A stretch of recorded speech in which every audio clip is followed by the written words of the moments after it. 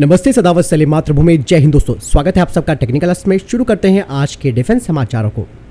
दोस्तों, सबसे पहले खबर की बात करते हैं तो वो फ्रांस और भारत को लेकर आ रही है। दरअसल फ्रांस की साफ्रैन कंपनी ने भारत के एज एविएशन प्रपल्जन यानी कि लीप कमर्शियल एयरक्राफ्ट के इंजनों के लिए मेंटेनेंस, रिपेयर और ओवरहॉल यानी कि MRO सुविधा की घोषणा करने के लिए पूरी तरीके से तैयार है। बता दें कि ये MRO सुविधा हैदराबाद या फिर बेंगलुरु में हो सकती है। MRO अत्याधुनिक सुविधा 100% भारतीय सब्सिडी रूट के जरिए स्थापित की जाएगी, जो न केवल भारत के कमर्शियल विमानों के द्वारा उपयोग किए जाने वाले कुछ 330 इंजनों को सेवा प्रदान करेगी, बल्कि दक्षिण एशिया, पश्चिम एशिया और अफ्रीका के अन्य देशों के साफ्रैन GE जॉइंट वेंचर इंजनों की सेवा भी प्रदान करेंगी। वहीं HAL की एक रिपोर्ट के मुताबिक साफ्रैन भविष्य में आत्मनिर्भर भारत पहल को आगे बढ़ाने के लिए भारतीय वायुसेना के राफेल और मिराज 2000 लड़ाकू विमानों में इस्तेमाल होने वाले सैन्य इंजनों के MRO में जाने की योजना के साथ 150 मिलियन अमेरिकी डॉलर का प्रत्यक्ष निवेश ला रही है। फ्रांसीसी कंपनी ने भारतीय वायुसेना के हाल ही में किए गए 26 राफेल के लिए M88 इंजनों की सप्लाई की है और भारत के लिए नंबर 1 हेलीकॉप्टर इंजन सप्लाई भी करने वाले हैं। MRO सुविधा के लिए फ्रांसीसी कंपनी ने DRDO के गैस टरबाइन रिसर्च एस्टेब्लिशमेंट यानी कि GTRE के साथ बनाने के लिए भारत सरकार को एक प्रस्ताव भी पेश किया है, जो भारत के futuristic advance medium combat aircraft twin engine AMCA fighter project के लिए एक नया अत्याधुनिक 110 किलो न्यूटन थ्रस्ट क्लास का इंजन है। वहीं डिफेंस एक्सपर्ट्स कहते हैं कि 400 इंजनों के लिए प्रति इंजन की लागत करीबन 10 से 12 मिलियन यूरो होगी, जो कि आज हम इंजन के लिए भुगतान करते हैं। वहीं फिलहाल तो DRDO AMCA प्रोजेक्ट को एक विकल्प के रूप में पावर देने के लिए GE 414 इंजन का विचार करा है। बता दें कि साफ्रान के ऑफर में परफॉर्मेंस गारंटी भी शामिल है और भारत में एक मजबूत इंडस्ट्रियल एरो इंजन इकोसिस्टम बनाने के अलावा डिजाइन, विकास, उत्पादन और सपोर्ट के लिए भी एक आवश्यक टेक्नोलॉजी को ट्रांसफर करना भी शामिल है। वहीं रक्षा मंत्री राजनाथ सिंह ने भी अधिकारियों को कहा है कि वे जल्द से जल्द भारत और फ्रांस के द्वारा तैयार किए जाने वाले एक नए इंजन, जो कि 110 किलो न्यूटन का इंजन होगा, उसके रिसर्च और डेवलपमेंट की कीमत पर जल्द से जल्द बातचीत करें और यह एग्रीमेंट वैसे भी इस महीने साइन भी होने वाला है। बढ़ते अगली खबर की तरफ, जो कि INS विक्रांत को लेकर आ रही है।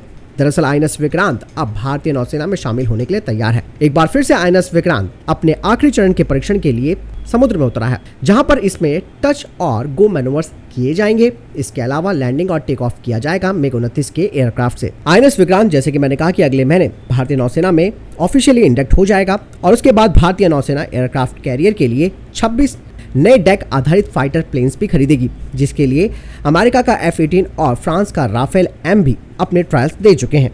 दोस्तों, अगली खबर की बात करते हैं तो वो आ रही है इजिप्ट को लेकर। दोस्तों, जैसे कि मैंने आपको कल के डिफेंस अपडेट में बताया था कि इजिप्ट का एक हाई लेवल डेलीगेशन भारत आने वाला है, जो कि भारत में HAL फैसिलिटी का दौरा करेगा। साथ ही अब ये कहा जा रहा है कि इजिप्टियन एयरफोर्स के जो चीफ है वो तेजस ट्रेनर एयरक्राफ्ट को उड़ाएंगे, ताकि वो इस प्लेटफॉर्म का जायजा ले सके। वहीं HAL ने मिस्र को तेजस लिफ्ट वेरिएंट की पेशकश की है और इजिप्ट को भी 70 एडवांस जेट ट्रेनर विमान भी चाहिए। लेकिन इजिप्टियन एयरफोर्स जो सबसे ज्यादा परेशान हो रही है वो हो रही है इस वक्त रशियन मिलिट्री हार्डवेयर से, जिनकी मेंटेनेंस नहीं हो पा रही है रूस और यूक्रेन की जंग की वजह से। बता दें कि मिस्र के पास भी कई रशियन प्लेटफॉर्म्स है, जिसकी वजह से इजिप्ट को इनके स्पेयर पार्ट्स में दिक्कतें हो रही हैं। इजिप्ट के पास 50 MiG-29 और 60 Mi-17 हेलीकॉप्टर्स हैं।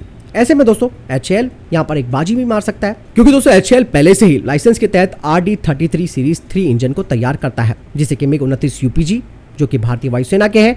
इसके अलावा भारतीय नौसेना के MiG-29K में इनको लगाया जाता है और ज्यादातर स्पेयर पार्ट्स भारत में भी बनते हैं।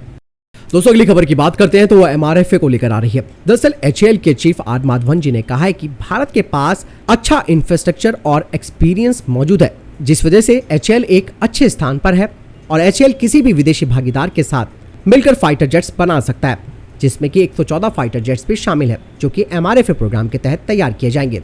HAL के चीफ ने आगे बताया कि हमने काफी काम किया है पिछली MMRCA प्रोग्राम के तहत। हालांकि अभी हमारी बात डैसॉल्ट एविएशन के साथ भी हो रही है और आगे उन्होंने बताया कि भारत MRFA टेंडर के तहत केवल डैसॉल्ट एविएशन को नहीं देख रहा है। अगर बोइंग और लॉकहीड मार्टिन और दूसरे मैन्युफैक्चरर्स चुने जाते हैं तो HAL तैयार है उनके साथ एरोस्पेस कंपनी में हाथ मिलाने के लिए। दोस्तों, अगली खबर की बात करते हैं तो वो आ रही है cellular signal jammer, GPS blocker और अन्य सिग्नल जैमिंग डिवाइस के उपयोग को लेकर। दरअसल भारत सरकार ने कहा है कि cellular signal jammer, GPS blocker या फिर अन्य सिग्नल जैमिंग डिवाइस का उपयोग अवैध है।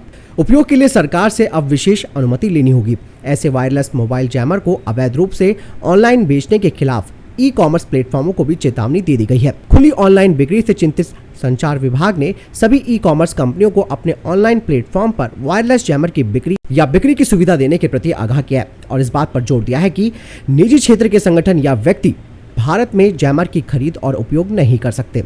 दूरसंचार विभाग ने कहा कि cellular signal jammer, GPS blocker या अन्य सिग्नल जैमिंग उपकरणों का उपयोग आमतौर पर अवैध होता है। इसके अलावा ये भी कहा जा रहा है कि भारत में सिग्नल जाम करने वाले उपकरणों का विज्ञापन, बिक्री, वितरण, आयात या फिर अन्यथा बाजार में इसका उपलब्ध होना अवैध होगा। विभाग ने कहा कि मोबाइल फोन बूस्टर का अनाधिकृत उपयोग प्रतिकूल रूप से हस्तक्षेप करता है, ऐसी सेवाओं की गुणवत्ता और कवरेज को खतरे में डालकर सार्वजनिक दूरसंचार सेवाओं को भी बाधित करता है।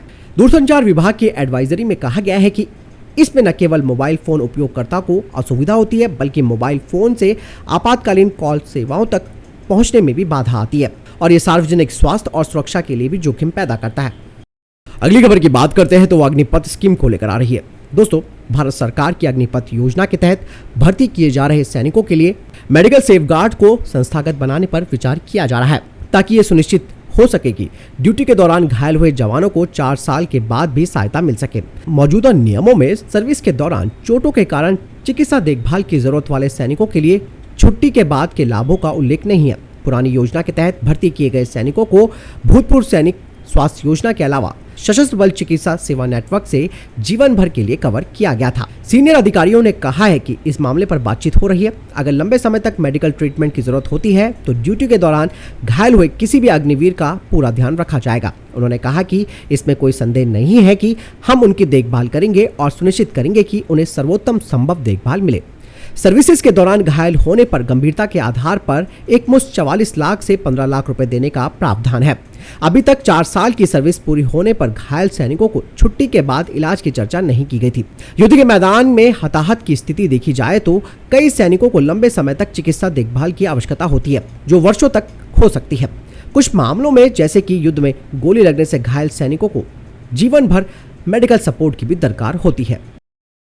दोस्तों, अगली खबर की बात करते हैं तो वो आ रही है नाटो वर्सेस चाइना को लेकर। दरअसल यूक्रेन जंग में रूस को चौतरफा घेरने के बाद अब नाटो की नजरें चीनी ड्रैगन पर है। नाटो जापान, दक्षिण कोरिया, ऑस्ट्रेलिया और न्यूजीलैंड के साथ सहयोग को बढ़ाएगा।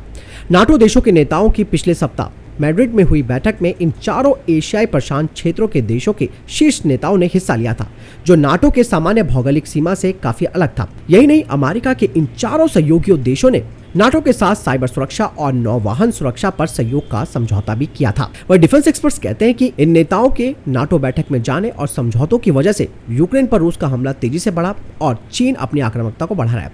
वहीं चीन के विदेश मंत्रालय ने इस बात को भांपते हुए कहा है कि अब नाटो ने अपने शिकंजे को एशिया प्रशांत तक फैला दिया है। चीनी प्रवक्ता ने चेतावनी दी है कि अब इस इलाके में शांति और स्थिरता को कमजोर करने के प्रयासों का फेल होना तय है।